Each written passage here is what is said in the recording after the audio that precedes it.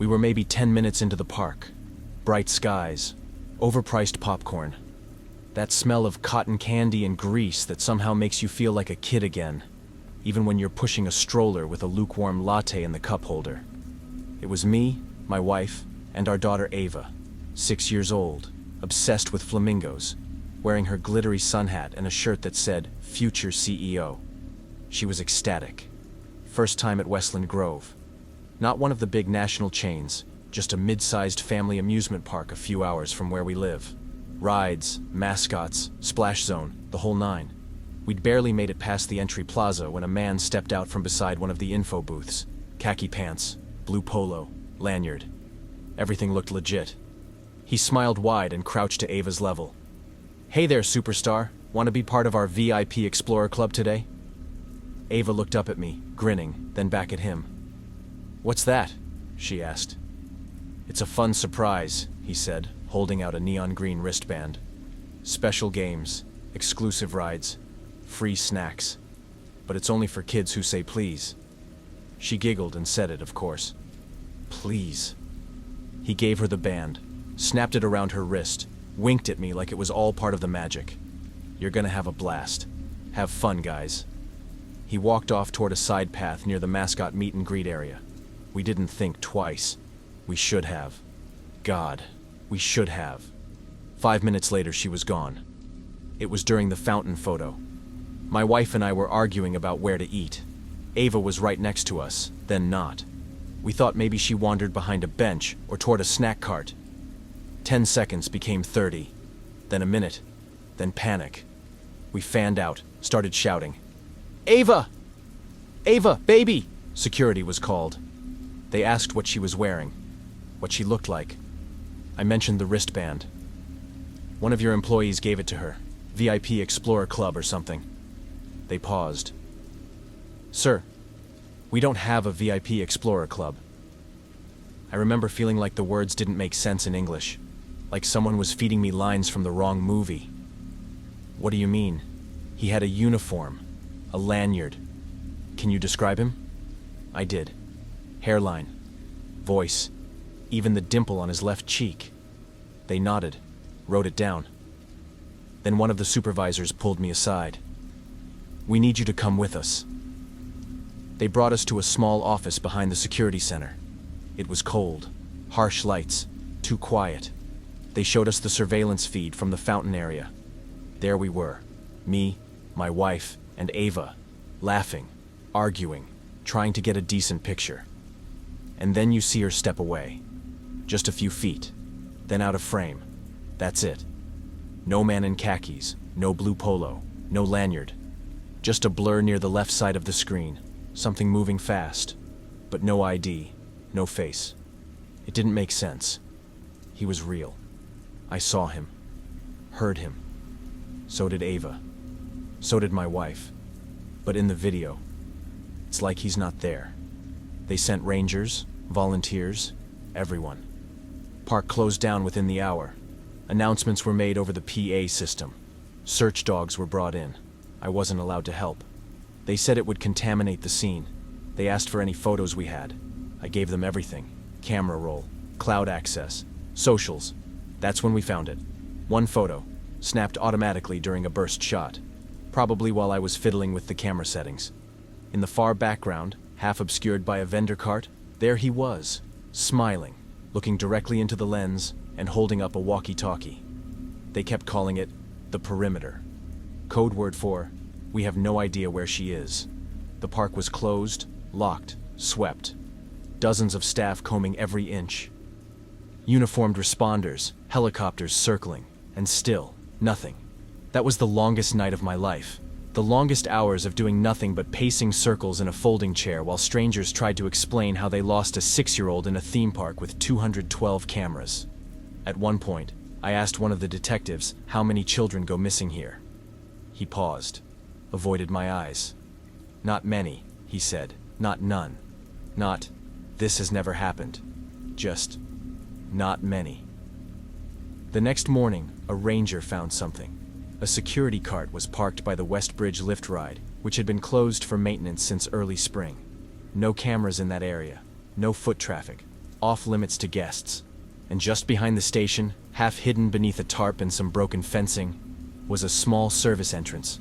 Locked, rusted, unmarked, except for one detail. A green wristband looped around the handle. I remember hearing the radio chatter when they found it. I heard someone say, "We're going in," and I don't know what it was. Panic, adrenaline, pure instinct. But I took off running. I wasn't supposed to. They tried to stop me. But I made it to the tunnel entrance just in time to see them force it open. It hissed. Cold air came out, thick with mildew and rot. Not like anything else in the park. And then, the smell hit. Metal. Wet earth. Something foul beneath it all. Like something had been rotting down there for years. They wouldn't let me go in. I tried. I begged. They restrained me. But I heard the radio crackle. It splits. East and west. No lights. We're using headlamps. Then silence. Then a voice. "There's drawings on the wall. Crayon, confirmed. Green wristbands. At least a dozen. Wait, hold. Something else. We've got bedding? Foam mats? There's food. Canned. Expired." A long pause. "There's a camera. Mounted. Old model. Hardwired." Another pause. "Jesus Christ. There's photos." I wasn't allowed to see what they found, but one of the officers looked sick when he came back up. He didn't speak for a full minute. Just sat on the grass, elbows on knees, staring at the gravel. Then he muttered, "She was down there." My wife collapsed. I couldn't move. "She's not there now," he added. But she was. Recently. They found 3 separate tunnels. One led to an old utility shed sealed off since 2007. One dead-ended under the lake. The third. No one wanted to talk about the third. They just called it deep. Here's the part that still wakes me up at night. The park denied ever building those tunnels. No blueprints, no logs, no records. But the foundation? Cemented, reinforced, wired with motion sensors. And in the office later, someone showed me a map, hand-drawn, stained, torn, found in a locked drawer beside a box of green wristbands. 12 names were listed. All children. All with dates. All marked with exit paths. One name was circled 3 times. Avenue. Her date? The day before we arrived. The photo from my phone was all we had. That half smile. That blue polo. His eyes locked on mine, even though I didn't know it at the time. Like he knew the picture would end up being used. Like he wanted it to be. I gave it to the police. The FBI park security. But when they ran it through facial recognition, nothing. Not no match. No face, literally. The system flagged it as corrupted. They thought I was joking. They ran it again. Re-uploaded. Enhanced. Still nothing. They tried printing it. The face blurred. We tried 3 different printers. Same thing. Every other detail came through crystal clear. The snack stand, the signage, the lighting. But the man? Blurry. Obscured. Intentionally smudged. Eventually, they found a backup server with older employee headshots. Internal archives from 2012. Most of it had been wiped during an upgrade. But tucked deep in an unlabeled folder was a scanned image. Cropped. The same dimple. Same eyes. No name. Just a number. 2410. The HR rep they brought in, Janice, middle-aged, looked like she'd rather be anywhere else, recognized the number. Oh, that was Derek. Or maybe Devin. Something with a D. He worked here? Long time ago, like 10 years back. Seasonal. Maintenance team, I think. Is he still in the system? She checked, shrugged. Nope. Terminated. Why? Another shrug. No idea. Probably ghosted his shift. They found more later. Old incident reports, complaints. Nothing criminal. Just weird stuff. Kids reporting a man playing hide-and-seek behind the trees. Multiple cases of kids saying someone led them backstage.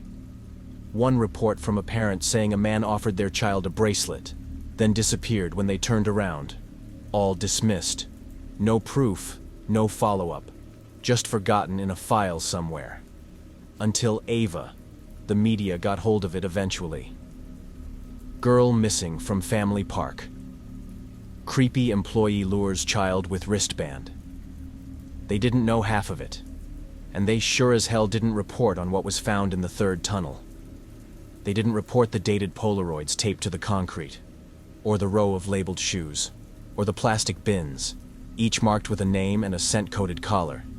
They didn't report what happened when they traced the walkie-talkie frequency from the photo. It led them to a secondary network, an internal signal, still active, still broadcasting.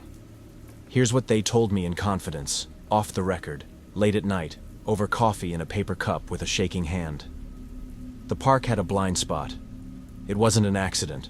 Someone built it that way. Ava was found 3 days later. She was walking barefoot along the shoulder of a service road 11 miles from the park, still wearing the wristband.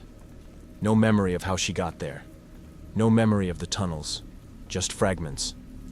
A blue man. He said we were explorers. He let me have crackers. She cried a lot after that. Had trouble sleeping. Would scream in her dreams. No lights. No lights. We did therapy, counseling, took leave from work, moved states. Still, sometimes she stares too long at people in uniforms, or clutches her wrist like the band is still there. Once I asked her what he looked like. She didn't speak at first. Then soft. Like someone I was supposed to trust. They never found him. The photo still won't print right. His name doesn't show in any official employment logs.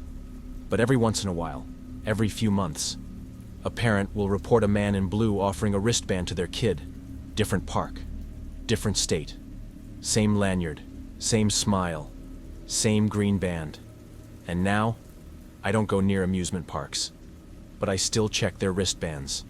Every single one.